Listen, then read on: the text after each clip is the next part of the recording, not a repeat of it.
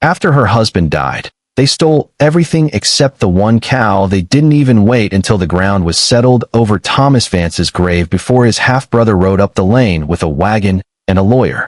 Cora Vance stood on her own porch and watched three men load her husband's tools, his horses, his good wagon, and the last of the winter's grain into that wagon, while a county clerk read out a list of debts she'd never seen and never signed for. When they got to the barn, Silas Vance looked at the one cow left standing in the pen, an old, scarred, oddly marked dun animal nobody wanted, and said loud enough for the clerk to hear it, "Leave her the dry one. She's not worth the rope to lead away." If you've ever been the person everyone decided wasn't worth carrying anything away from, stay until the end, because that cow was about to prove every single one of them wrong. Hit that subscribe button, ring the bell, drop a like, and tell me what city or country you're watching from. I want to see exactly how far this story travels. The morning they came for everything.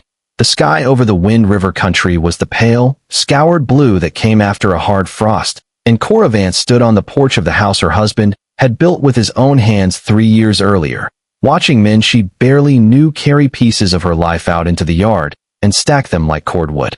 She was 22 years old. She had buried Thomas 11 days before, after a rock slide on the upper grazing trail had taken him in the space of about 4 seconds, and she had not yet had time to feel the full weight of that loss because grief, she was learning, waited politely in line behind everything else that needed doing.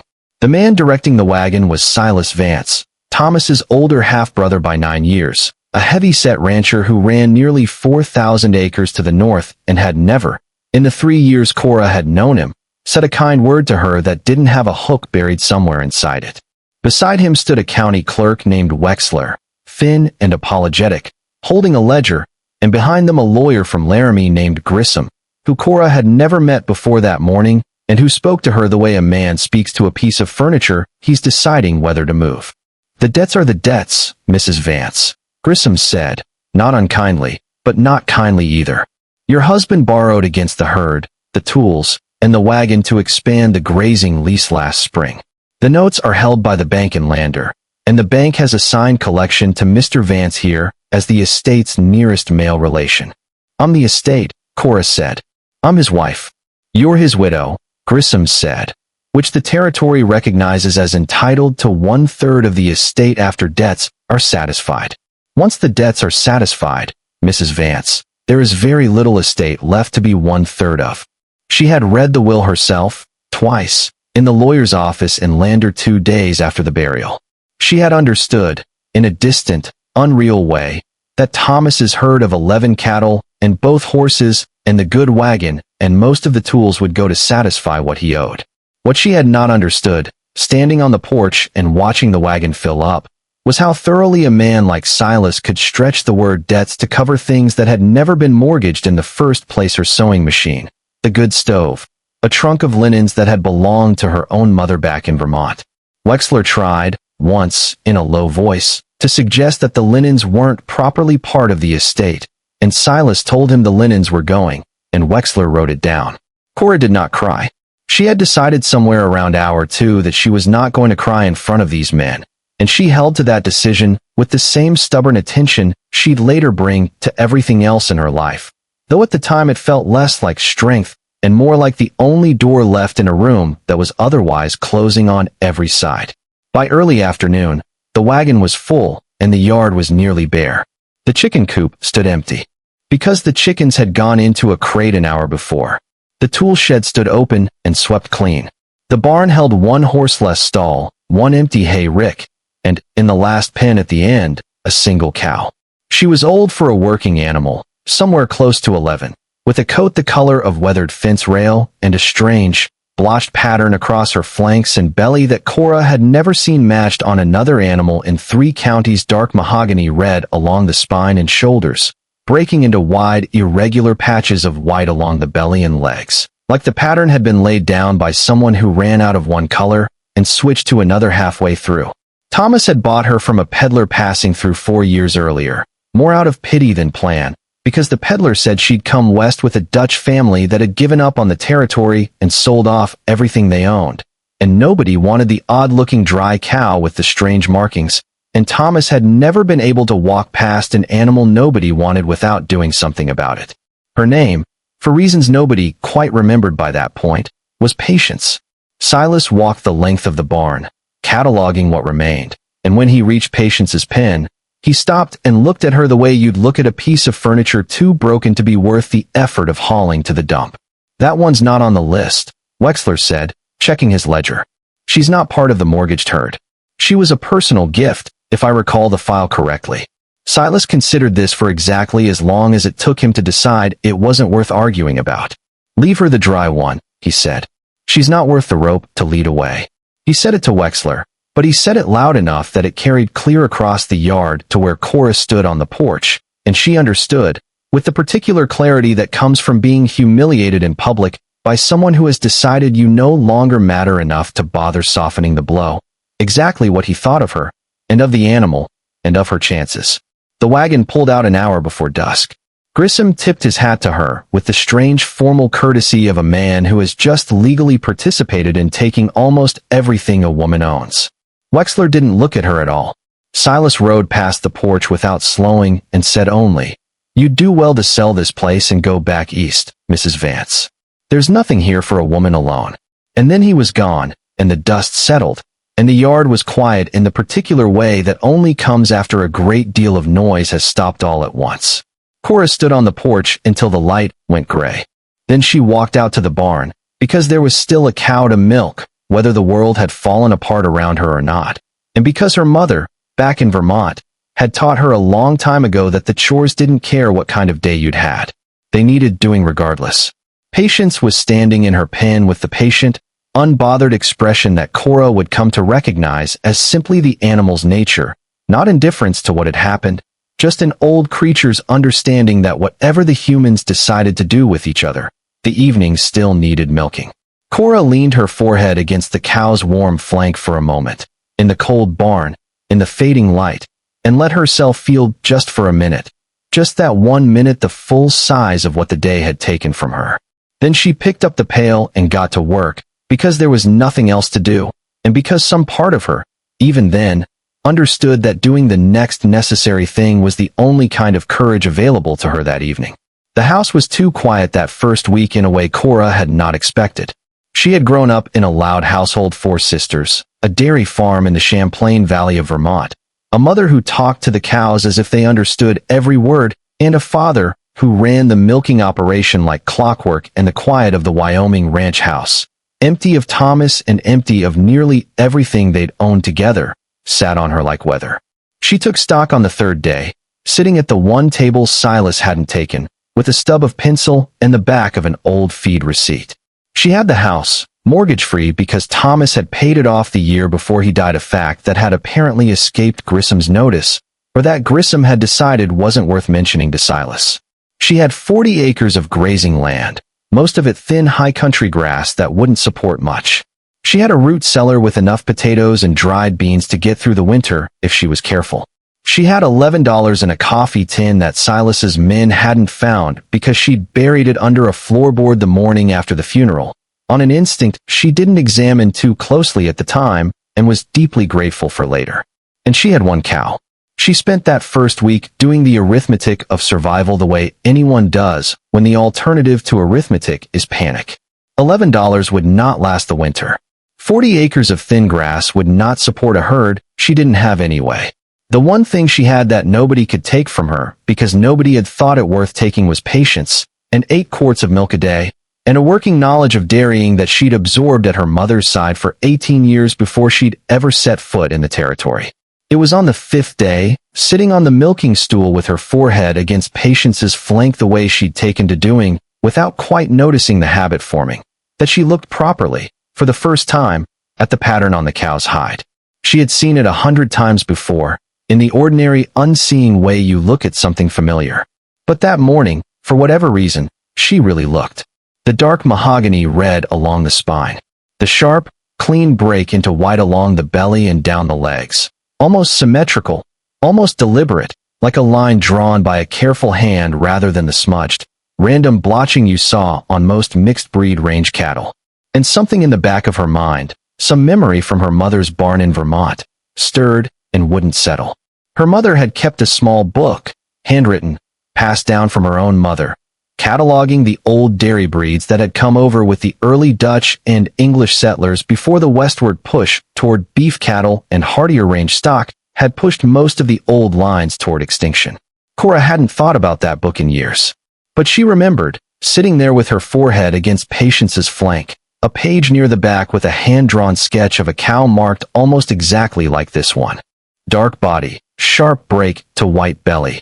A breed her mother had called by a Dutch name Cora could no longer quite recall. Prized above almost anything else in the old country for one specific reason: butterfat. The old lines carried milk that ran nearly twice as rich as the standard range-bred dairy cattle most territory farmers kept. Milk that made a cheese so dense and flavorful that in the old country it had commanded prices no ordinary cheese could touch. She didn't trust the memory enough to act on it that week. She had no book to check it against. Her mother's book was 2,000 miles away in Vermont, and there was no way to send for it before winter closed the roads. But she started paying closer attention to the milk itself, and what she found, over the following days, made the memory feel less like a guess and more like a fact waiting to be confirmed. She skimmed a pan of Patience's milk the old way, the way her mother had taught her, letting it sit undisturbed in a shallow dish overnight, and measuring the cream line the next morning with a knuckle laid flat against the side of the pan. The cream line on an ordinary range cow's milk, in her experience, ran somewhere around 1.5 inches in a 6-inch pan. Patience's cream line, 3 mornings running, measured out at just under 3 inches. Nearly double. She sat with that fact for a long moment, turning it over. An old, worthless, dry cow, left behind because she wasn't worth the rope to lead away, was producing milk richer than anything Cora had seen come out of a normal working dairy animal in her entire life. She didn't say anything to anyone that week.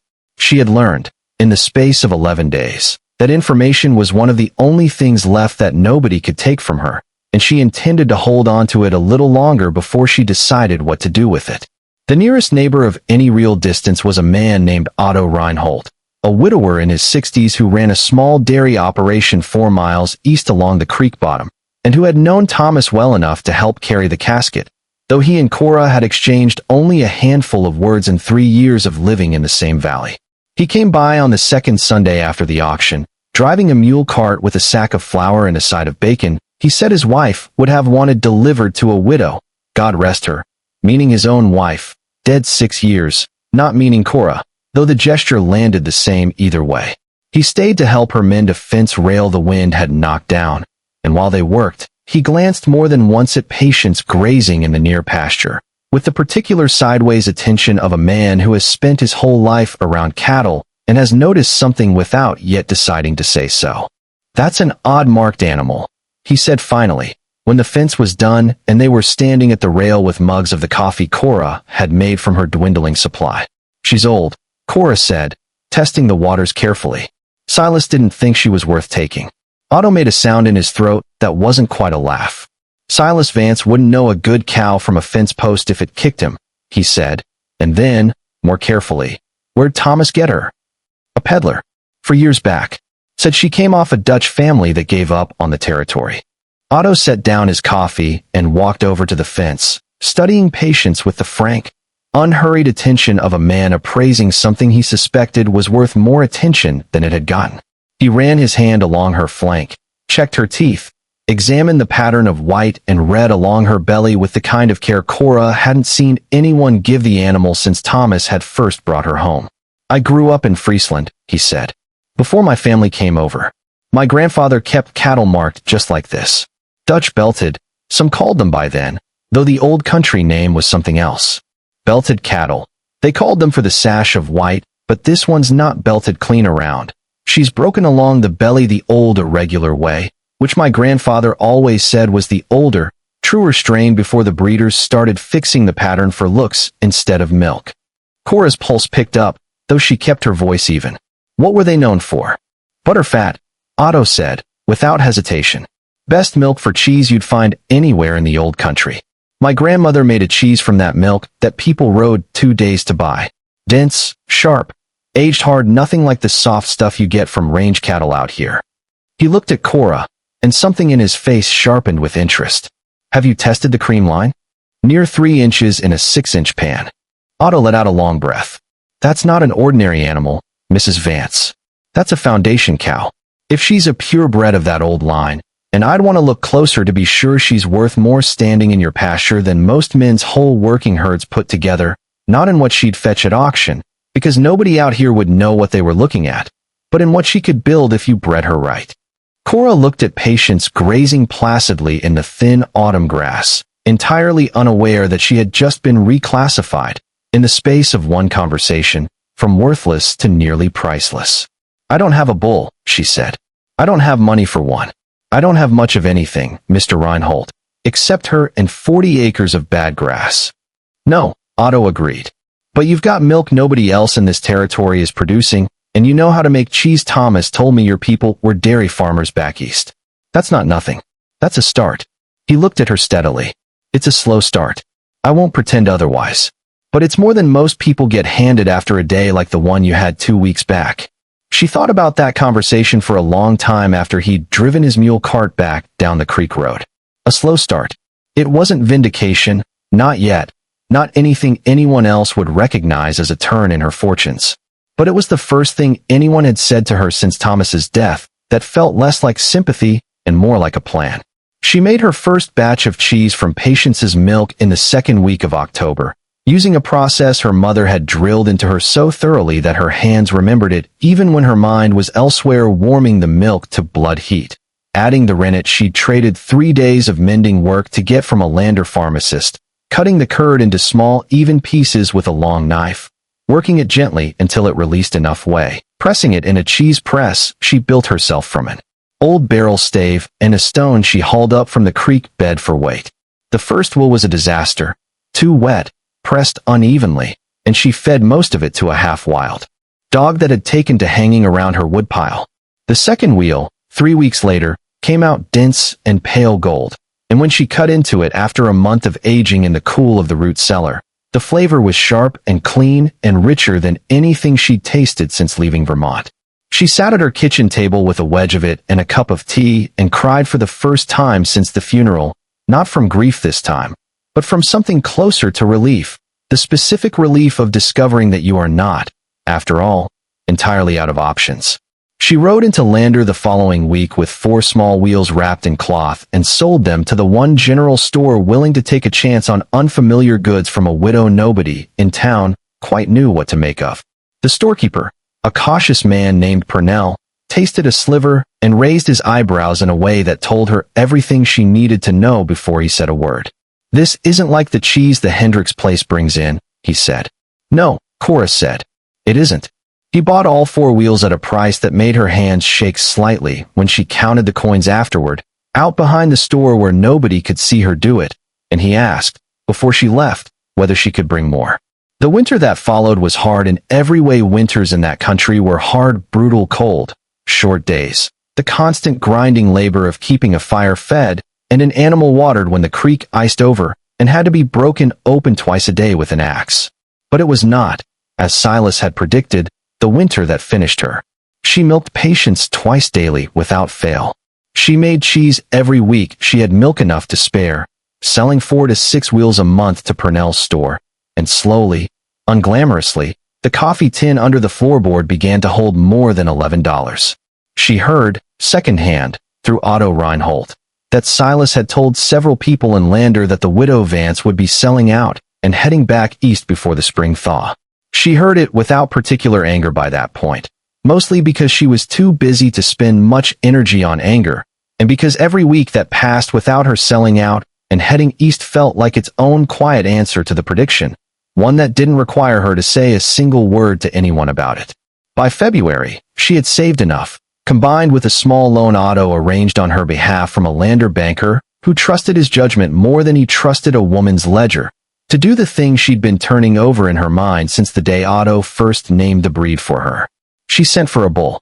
It took most of the winter's savings and a long, anxious correspondence conducted through a stock agent in Cheyenne who had contacts back east, and it took until the following June for the animal to actually arrive, a young bull of a matching old Dutch-belted line, purchased from a small conservation-minded farm in Pennsylvania that had been quietly keeping the old breed alive for exactly the kind of reason Cora now understood mattered.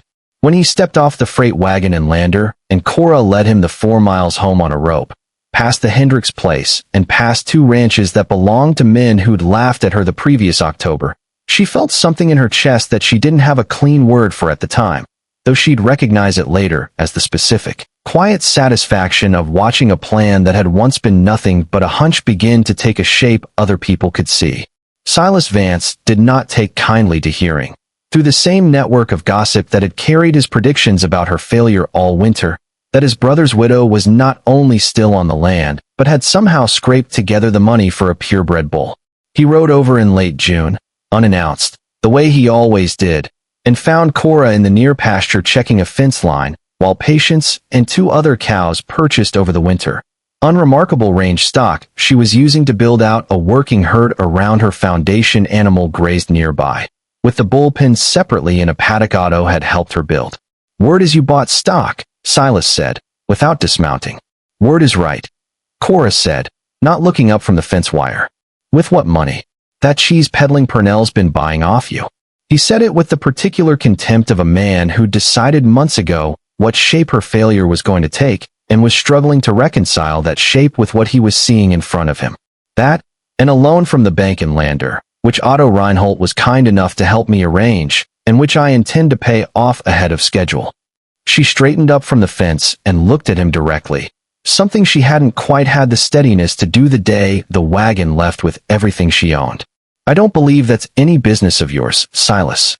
It's my business when my brother's widow is making a fool of herself buying breeding stock she doesn't understand, out here alone, with no one to that bull," Cora said, cutting him off, which she had never once done to him before.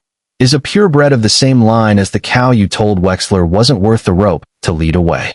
She's been carrying nearly double the butterfat of any range cow in this valley since before you ever set foot in my barn.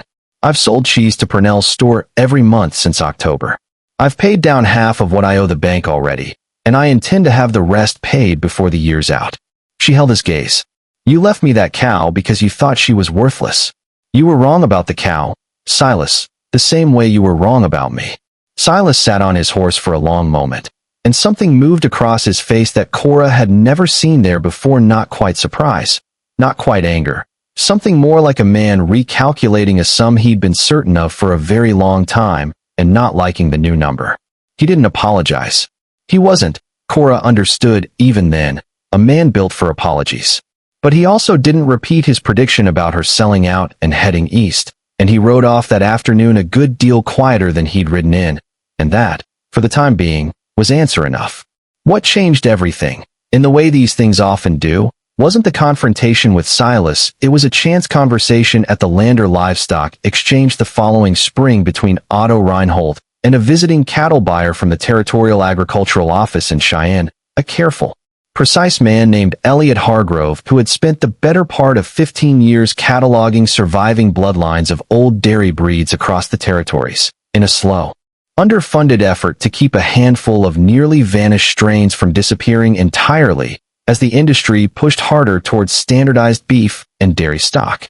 Otto mentioned Cora's cow almost as an aside, the way you'd mention a piece of local color to a visitor, and Hargrove's reaction was immediate and entirely out of proportion to how the mention had been intended. He asked a dozen careful questions: markings, milk yield, provenance, temperament, and by the end of the conversation he had arranged, through Otto, to visit the Vance place himself the following week.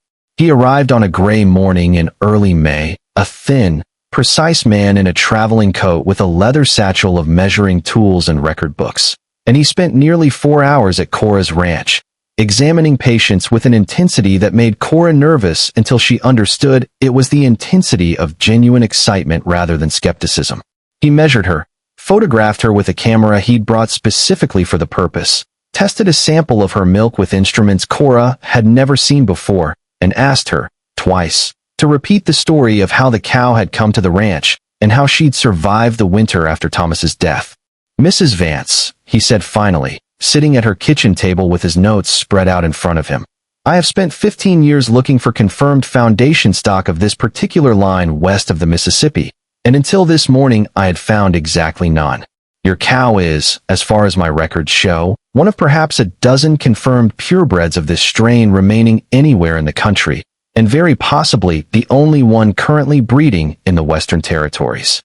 Cora sat very still. What does that mean practically? Practically, Hargrove said. It means that every calf this animal produces, and every calf her offspring produce with proper breeding management, carries genetic value that a great many conservation-minded dairy operations back east would pay a considerable premium to acquire. It means the cheese you've been selling to a single general store in Lander is, in point of fact, one of the rarest dairy products currently produced in the American West, whether anyone in this valley has understood that until this morning or not. He paused, closing his notebook.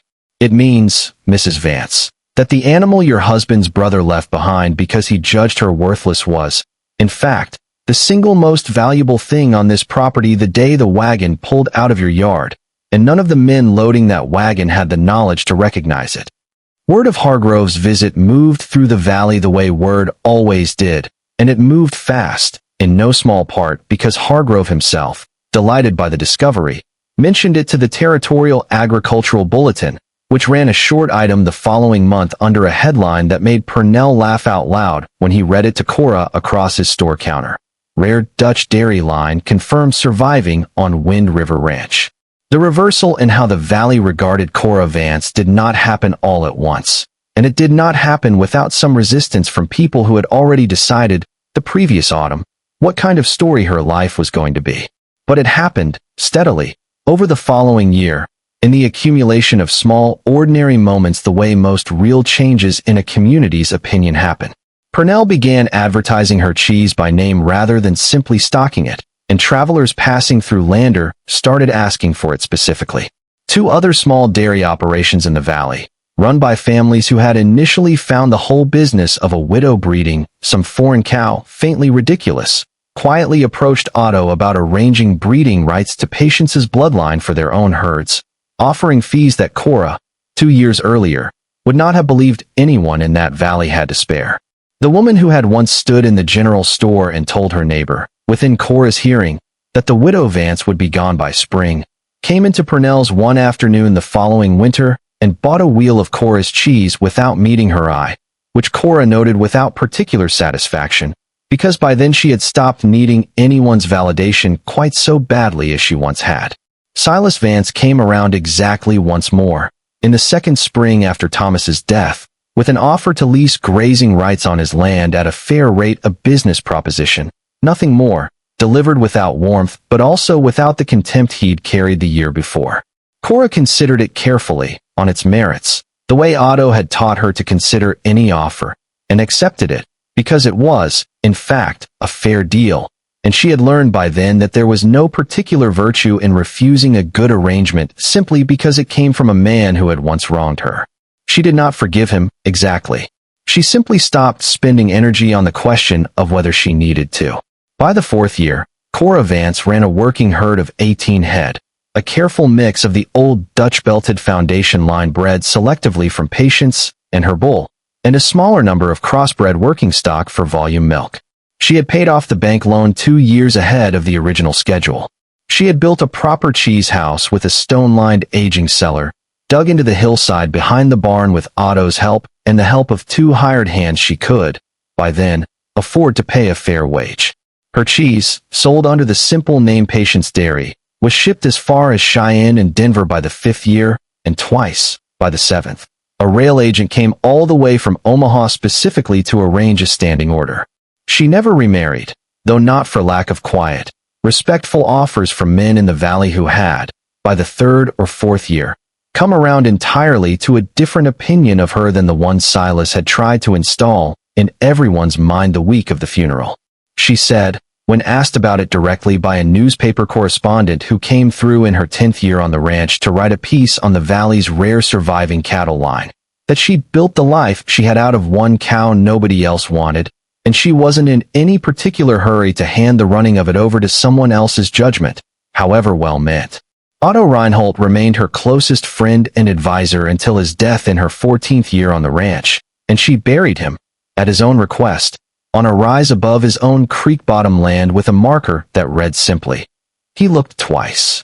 She had chosen the words herself, and when people asked her what they meant, she told them the story of the Sunday he'd driven over with flour and bacon and stopped to look at an old, odd-marked cow that everyone else in the valley had walked past 100 times without seeing.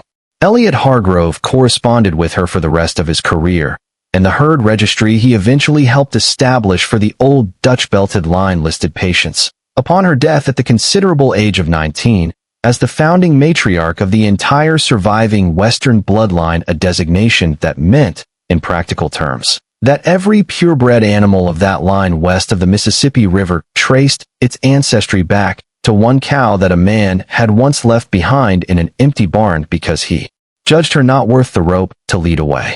Cora buried Patience herself, on a low rise near the cheese house, the spring after her 19th winter, and planted a young cottonwood over the grave that, by the time Cora herself was an old woman, had grown tall enough to shade the whole eastern side of the yard. She kept a small marker there too, plain stone, 3 words, the same 3 words she'd once said to Silas Vance in a pasture on a summer afternoon and had never once had cause to take back. She was enough. The dairy passed, in time, to a niece of Cora's from Vermont, who came west at 19 to apprentice under her and stayed for the rest of her own long life, running the operation with the same patient, unglamorous attention Cora had brought to it from the very first winter. The registry Hargrove had built expanded, over the following decades, into a small but devoted conservation network of breeders across 4 states, all of them working, in their own quiet ways, to keep alive a bloodline that had nearly vanished from an entire continent, and all of them tracing their foundation stock back to one cow standing in an empty pen on a cold October afternoon in the Wind River country. Historians of the region, in the small local histories that got written up decades later by county societies and agricultural bulletins, told the story the way such stories usually get told, briskly, admiringly, a little flattened by the retelling. The widow who turned one worthless cow into a fortune. Cora, in the one interview she ever gave at length, near the end of her life, to a young writer collecting oral histories of the territory's early ranching families, corrected that version gently but firmly. She was never worthless, Cora said. That was the whole mistake, from the very beginning. Silas thought leaving her behind was an insult. He thought he was taking everything and leaving me nothing. But he never once looked closely enough to know what he was actually leaving. She was quiet for a moment, looking out the window of the ranch house toward the cottonwood on the rise, grown enormous by then, its shade falling long across the yard in the late afternoon light. The land will tell you what it's got, if you're willing to look long enough before you decide. It's the same with an animal, or a person, or a piece of ground nobody else wants. Most people just don't look long enough to find out.